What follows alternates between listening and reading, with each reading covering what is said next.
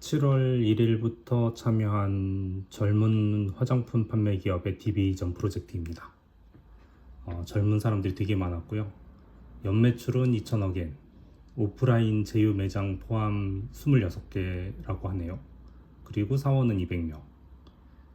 온라인 구찌콤이 분석을 해서 잘 팔리는 제품의 순환을 시키는 게 이 기업의 핵심 가치라는 것 같아요. 때문에 가장 중요한 것은 구찌코미 데이터인 것 같습니다. 여기서 구찌는 입이고 코미는 커뮤니티의 앞글자를 따서 구찌코미라고 부르고요. 그래서 사람들의 말을 모아놓는 커뮤니티 같은 건데 우리말로 하면 평점 같은 느낌이랄까요?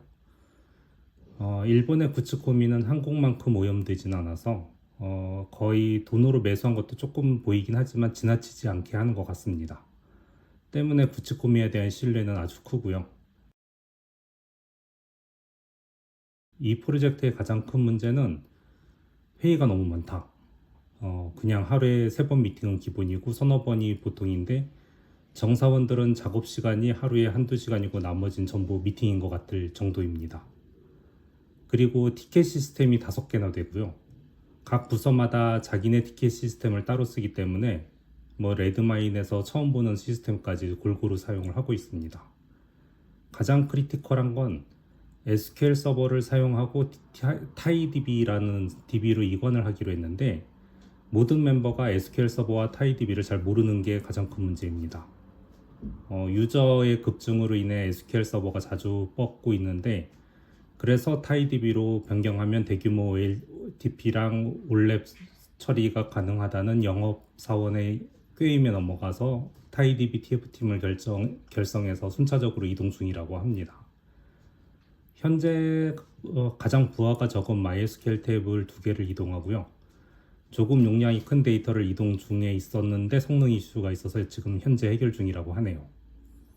DBRE 팀이라고 해서 DB 관련 이슈를 해결하는 팀에서 기존 정사원 2명 중 1명은 DB를 잘 아는 편은 아니지만 그나마 회사에서 잘 아는 편이고 또 1명은 작년에 입사한 신입사원입니다.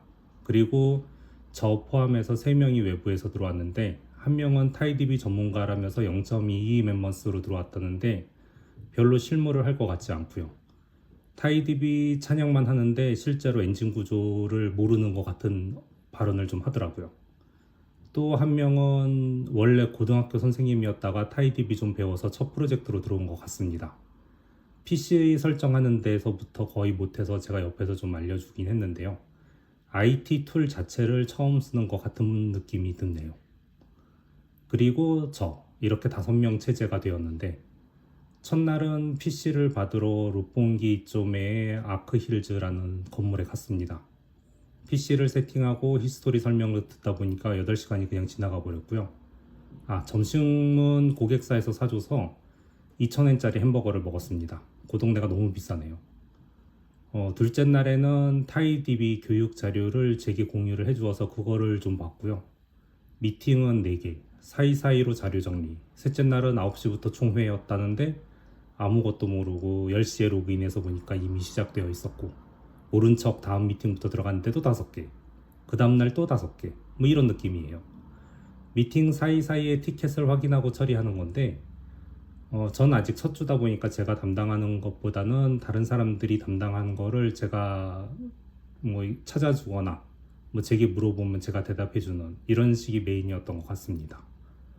그리고 프로젝트 메인은 타이DB라서 좀 설명을 드리자면 타이DB라는 것은 타이DB와 타이KV, 타이플래시라는 세 영역으로 나누어져 있고요. 타이KV가 실제로 데이터가 저장되는 것, 타이플래시는 레디스 같은 메모리 캐시 영역, 그리고 타이DB가 단순 엔진으로 되어 있는데요. 타이KV는 이름을 들으면 바로 아시다시피 키밸류 스토어란 얘기고요. 이 이야기는 하둡 위에 HBS를 올리고 SQL은 하둡을 올린 뒤에 레디스를 묶은 느낌입니다. 타이DB조차도 MySQL과 거의 비슷한 SQL이 사용됩니다 라고 되어 있는데 그렇다고 해서 RDBM에서 될 수는 없잖아요. 이 이야기를 듣고 뭔가 눈치채신 분이 계시다면 DBA 자격이 있죠. RDBMS와 NoSQL은 완전히 다른 그 데이터 구조잖아요. 절대 노에스큐엘에 대규모 OLTP를 던지지 말라고 제가 자주 얘기를 하는데요. 트위터나 페이스북은 대규모 OLTP 던진다고 얘기를 많이 하시죠. 데이터 간 연관성이 없는 단순 인서트는 OLTP 트랜잭션의 의미에 포함은 되지만 모든 OLTP를 얘기하는 게 아니고요.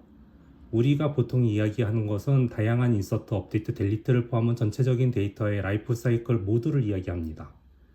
때문에 단순 인서트는 노에스큐엘이 구조만 잘 짜놓는다는 전제하에 빠를 수는 있지만 이건 특수한 구조에 한해서입니다. 왜 RDBMS가 지금까지 군림을 하고 노에스큐엘은 일부 영역은 뺏어먹었지만 메인 데이터는 뺏어먹지 못하는 것일까요?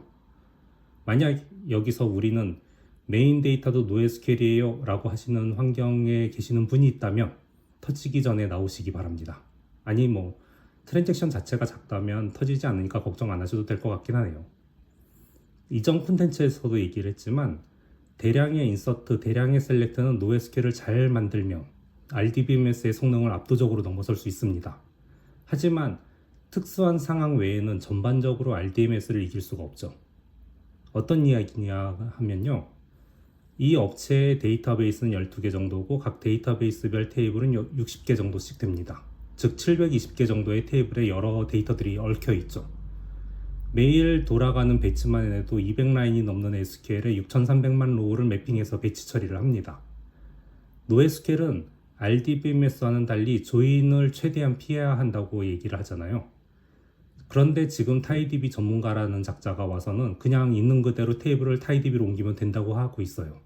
정말로 노에스큐엘을 잘 아는 사람이라면 테이블을 통합해서 최소한으로 하고 그걸 어떻게 정합성을 유지할지 등을 고민했어야 하는데 말이죠. 그냥 그대로 타이디비에 올려진 데이터는 많은 조인을 해야 할 것 같고요. 조인의 개수가 늘어날수록 성능 저하에 주관하게 될 것이라는 게 제 예상이에요. 1000만 로우가 넘어가면 RDBM에서는 효율적인 튜닝을 하면은 성능 저하가 조금 떨어지는 정도는 있어도 최대한으로 버틸 수가 있습니다. 하지만 노에스큐엘은 1000만 정도는 쉽게 처리가 가능해야죠. 그러면 노에스큐엘이 좋은 거 아닌가요? 하지만 결정적인 차이는요. 1000만 데이터를 어떻게 연결하느냐에 따라서 RDBMS는 조금 느려도 쓸 수 있지만 노에스큐엘은 수배에서 수십 배 느려지게 됩니다. 물론 RDBMS는 샤딩이나 레플리카의 효율적인 분산으로 커버가 되고요. 노에스큐엘은 조인을 없애는 셀렉트를 만들기 위한 구조를 재설계를 해야만 빨라집니다. 이미 세 번째 옮기는 작업에서 MySQL의 데이터를 AWS 오로라에 던질 때보다 타이디비에 던질 때 서너 배 느린데 그 원인을 찾아달라는 의뢰가 왔네요. 물론 타이디비 전문가라는 사람의 담당인이 전 구경만 할 것 같은데요. 타이디비 공식 홈페이지에 벤치마크 결과가 있어서 가져왔습니다. 400스레드까지 동시 처리가 가능한데 58,000 TPMC만 처리되고 있습니다. 이게 무슨 숫자인지 잘 모를 것 같아서 AWS의 SQL 서버 벤치마크를 잠깐 또 가져왔습니다. 170만에서 200만 정도의 TPMC 처리를 하고 있죠. 타이디비 공식은 왜 58,000까지만 했을까요? 오라클도 200만짜리 벤치마크 자료를 내기도 하고요. 포스트그레SQL만 해도 50만짜리 벤치마크 자료를 내는데 말입니다. 즉, 타이디비에는 TCMC 표준의 부하 처리에는 충분히 따라오기 힘들기 때문에 가장 적합한 자료를 냈을 것 같아요. 너무 들어갔는데요. 타이디비에 대한 이야기는 다음번에 좀 더 자세히 손을 대기로 하고요.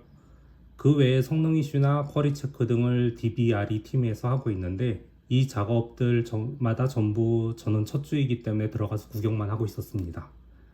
두 사람이 너무 버벅거려서 쿼리 성능 보는 법과 슬로우 쿼리 잡는 법, 그리고 캐시 메모리를 보면서 잘못 만들어진 쿼리들이 캐시 메모리를 어떻게 덮고 있는지를 보여주고 이들 때문에 성능이 떨어진 것 같다고 이야기를 했죠. 그리고 리플리케이션도 열심히 마스터의 부하를 줄이려고 많이 조정을 한 것 같은데 오히려 마스터의 부하를 주는 구조가 몇 개 보여가지고 그 구조를 변경하는 방법이랑 가볍게 설명을 해주었습니다. 그러면서 보니까 그냥 이런 부분들 조정만 해도 충분히 SQL 서버에서 커버되는 게 아닐까 싶기도 하네요. 고객사의 정사원 2명은 제 지적에 완전히 저를 신뢰하게 되었고요. 타이디비 전문이라고 해서 들어온 2명은 잘하고 있는지 모르겠습니다. 저는 모른 척 구경만 하고 있어야죠. 예전에도 결정적인 문제를 지적했다가 그 프로젝트에서 잘린 적이 있어요. 여기는 회의는 많지만 어렵지 않게 월 100만 원은 가져갈 수 있는 프로젝트라서 모나지 않게 살살 맞춰주면 되지 않을까 하고 있네요. 이미 타이DB 엔진 구조의 문제는 DBRE 팀 멤버에게 교육을 시켜줬고요. DBRE 팀은 타이DB로 넘어가지 않았으면 하는 바람을 가지고 있긴 하지만 정치란 것은 회사를 위한 방향으로만 움직이지 않는다는 건 어디 가나 똑같은 것 같네요. 그럼 이 정도로 이번 주 정리를 하고요. 오랜만에 미팅을 너무 많이 해서 피곤해서 주중에는 녹음을 못할 것 같습니다. 제 현장 이야기가 일본 IT 프로젝트에 도움이 되셨길 바라면서 이만 마칩니다. 끝.